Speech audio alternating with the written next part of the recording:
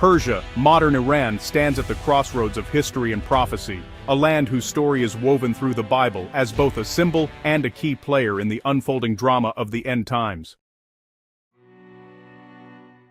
Jeremiah's prophecy in chapter 49 targets Elam, an ancient kingdom in what is now Iran, foretelling its scattering and eventual restoration. Elam's people would be exiled, their power shattered, but God promises to one day restore them. This dual message, judgment and hope, echoes through biblical prophecy.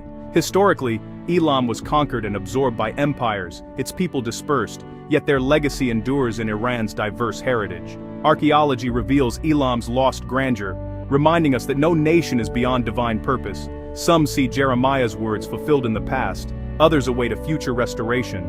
Elam's story is a reminder that even after judgment, renewal is possible. In the prophetic chapters of Ezekiel 38 and 39, Persia is specifically named among the nations that will form a powerful alliance with Gog of Magog. This ancient prophecy, written over 2.5 millennia ago, describes a coalition of nations gathering together for a dramatic confrontation in the distant future. Persia, known today as Iran, stands out as a key player in this alliance, joining forces with other nations in a momentous event that has captured the imagination of scholars and believers for centuries.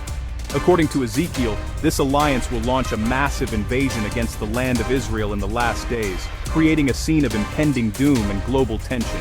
The imagery is vivid: armies marching under darkened skies, nations converging on Israel, and the world holding its breath as history seems to reach a critical turning point.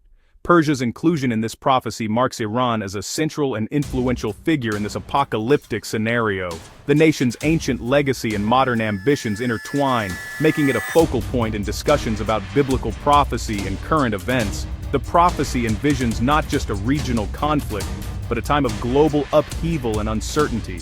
Yet, in the midst of chaos, the narrative shifts dramatically. God himself intervenes, decisively defeating the invading armies and demonstrating his ultimate sovereignty over the nations. In today's world, Iran's growing influence and involvement in Middle Eastern affairs continue to fuel speculation about the possible fulfillment of Ezekiel's vision.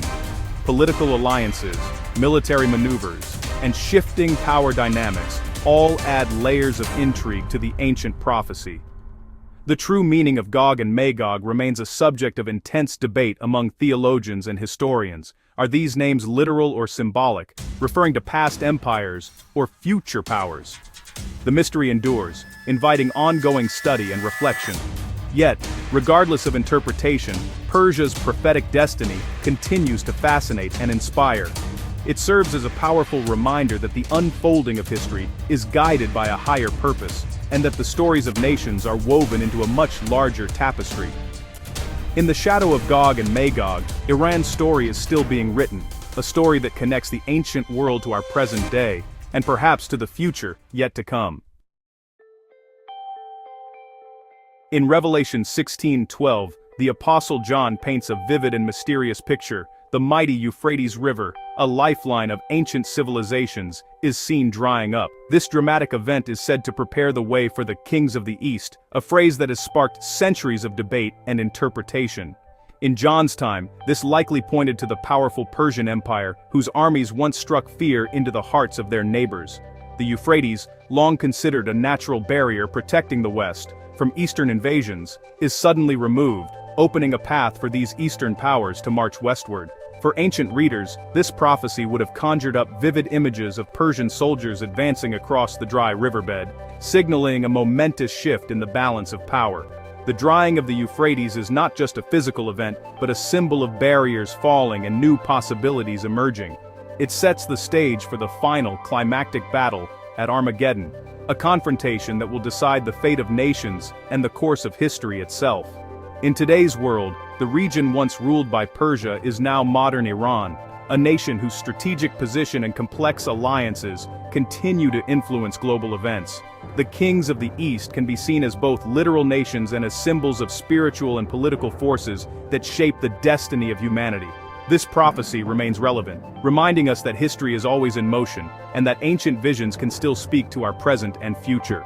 Revelation's vision is ultimately not about fear, but about hope and assurance. Even as armies gather and the world seems poised on the brink of chaos, the message is clear. Ultimate victory belongs to the divine.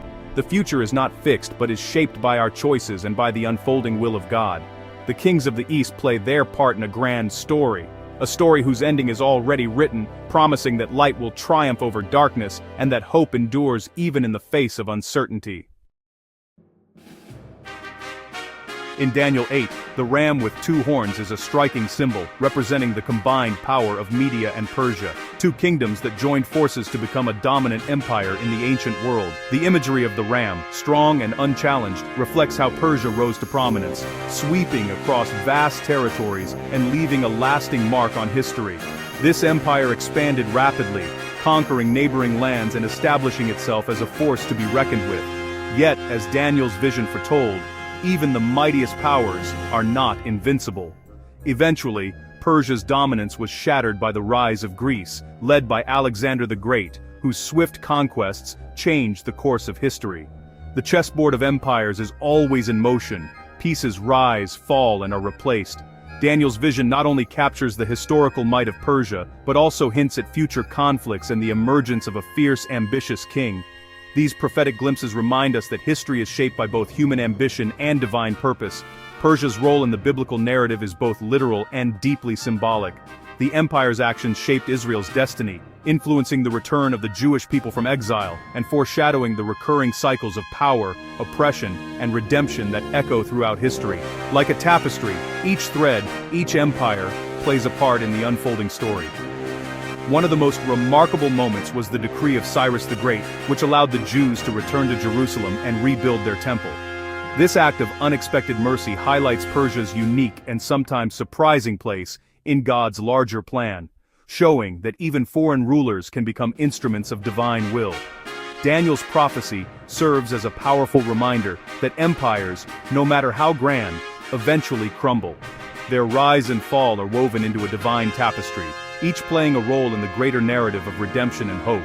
The influence of Persia continues to echo through the corridors of history, offering us a template for understanding the deeper meaning of prophecy. These ancient stories invite us to reflect on the patterns of power, faith, and destiny that shape our world even today. Ultimately, Daniel assures us that every empire, no matter how powerful, eventually gives way to a kingdom of peace and hope, a promise that transcends time and offers assurance for the future. The story of Iran, ancient Persia, echoes through biblical prophecy, challenging us to see the hand of providence in history. Whether fulfilled or still unfolding, these prophecies remind us that no nation is beyond divine purpose, and every story holds lessons for today.